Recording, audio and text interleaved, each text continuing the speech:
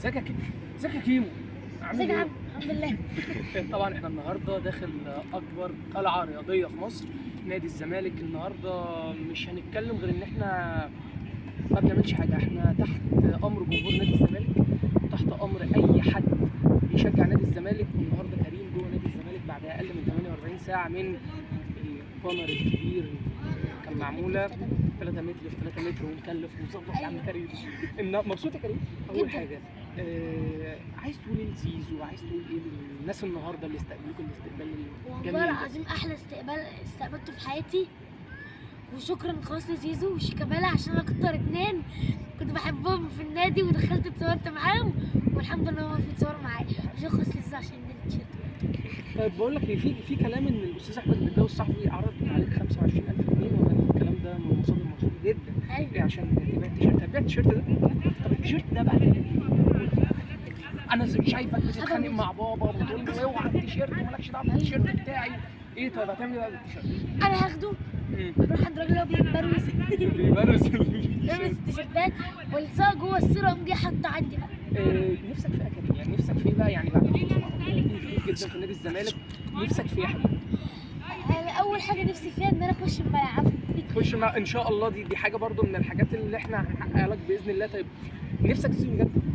اكيد لو ما جددش لا والله العظيم. لا ما ينفعش. هيجدد زيزو؟ هيجدد. انا قلت له اصلا لما احنا كنا واقفين نتصور يعني خلاص معلومه مؤكده ان زيزو هيجدد؟ اهو للناس اللي بتتكلم لا 100 مليون ولا بتاع، اهو اللي جدد لنا، اهو اللي جدد مع زيزو اهو.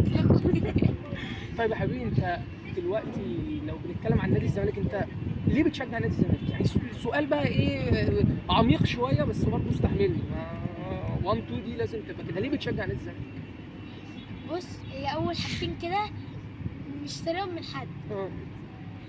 اول حاجه مش في هنا عروق، هنا في عرقين جنب بعض. صح. ده كده خط احمر وخط احمر وده قلب ابيض، ده انا يعني يا جماعه والله جمهور الزمالك ده، بقول من وانا صغير اصلا بحبه. جمهور الزمالك ده جمهور عظيم قوي. يعني لما تشوف ان كريم عنده 11 سنه وبيشجع بالشغف ده والانتماء ده، شفتنيش بقى وانا قاعد بقى مع هناك بقى والناس عاملين يتنططوا.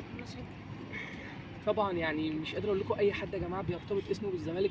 احنا مش مشجعين، احنا ناس صحفيين وبننقل الحاله بتاعت يعني النادي واخبار النادي. لكن بجد احنا بنشوف الجمهور ده بنقف احترامنا وتقديرنا ليه. جمهور الزمالك ده جمهور عظيم، عمره ما خد من حد حاجه عشان يقول حاجه، او عمره ما خد من تعليمات او عشان هو جمهور صوته نابع من دماغه ومن قلبه قبل النادي. الزمالك ده جمهور عظيم جدا، وشايفين يعني اصغر ما فينا بيحب الزمالك ازاي، ومن اصغر ما فينا كبير قوي، كبير بحب الزمالك.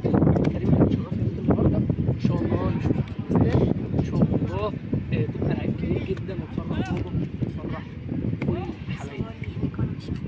ماشي يا حبيبي.